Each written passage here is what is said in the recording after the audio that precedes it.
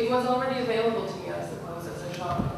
Performance was something you could do, and there was already a lively cultural performance, and I think that some of the first works I did were in, of course, in the Western Front in a kind of open series that Catherine Ritter organized in the 80 dance space. And I think what interested me as just an art student about performance was sort of what Paul was saying, it related to other cultural forms that I had way more experience with than going to art galleries as a kid from Maple Ridge. I've been to the Vancouver Art Gallery once. So those things that like music and any kind of event, performance event, made a bit more sense to me. And I did feel so alienated from that. So what I... Sorry. Sorry, you can take it. You know, what I've been trying to think about is because I'm actually, I think I am part of performance history because I totally stopped doing performance, I think, in 1997. So when coming tonight, I was trying to think, well, what would take me out of performance art history, i.e., what would the conditions be under which I'd be interested to be performing again?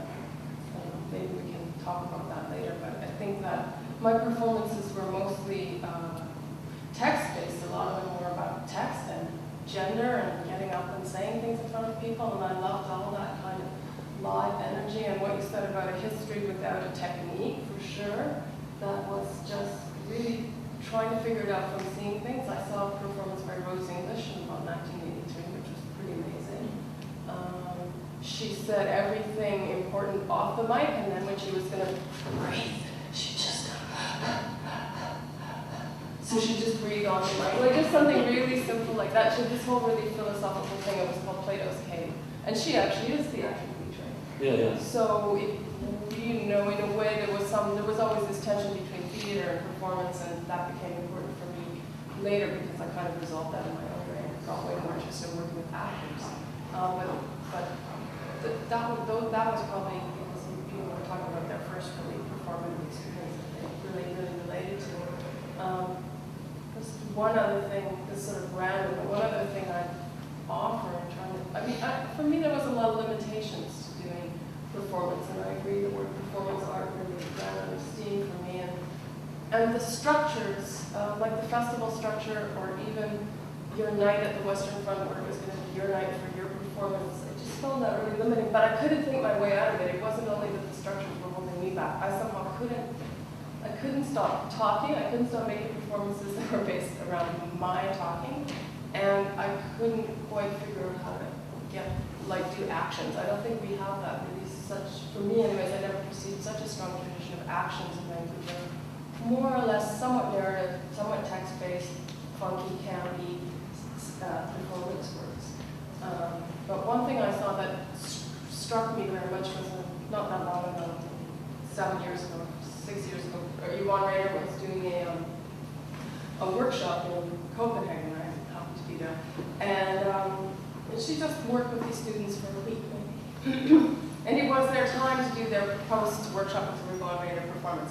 And it was at 2 o'clock in the afternoon in this nice art school in Copenhagen. And it was such a great way to go see a performance, like just in the middle of your day, didn't cost anything, you had very low expectations, you just moved from room to room with people.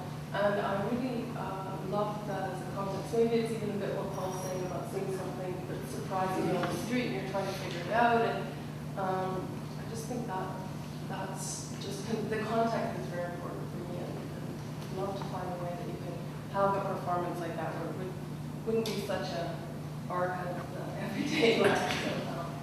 What about the relationship between performance and writing, like the cooking school, or between photographic practices where you kind of took your performance into in some ways? Well, I suppose there was a point when, writing became important, and it was really nice. I made these texts, and there was these nice writers in Vancouver, and they're still here. They were called themselves the Kootenai School of Writing, and they basically kind of just came up to me and said, well, you're doing some interesting things, but maybe you should know about these other things. And they were really generous and helped me realize there was another art form there in terms of kind of avant-garde poetics. So that was all important. And but the photographic I think what happened in not so much only to me, but in the sort of 90s, I was already teaching here, taught my first class here with Bobby Kozak, wacky radio and TV transmission class, and then I taught some performance classes. Those are also some of my favorite performances in class with the students. Again, totally just, it's not a big arc of going somewhere at 8 o'clock at night. It's like, oh, it's your turn, and people do the most wild, beautiful things. But people started feeling, whereas in I believe in the 60s and 70s and 80s, there being a kind of ethic around not showing the videotape document as the performance. And I think that really shifted in the 90s and caused a lot of changes. People started performing before the camera, like you say, on YouTube, but even before that, just like taking the camera as the stage. And in one way that meant people didn't have to interact with the audience, which was always a really fun and scary part of doing performances, but other things also happened. But I got interested in the gallery space because I felt like, I realized it was also a kind of repressed performance space where people come. It's like an anti-stage somehow, where the artist's up on the wall, but somehow you're actually the one on the stage, potentially.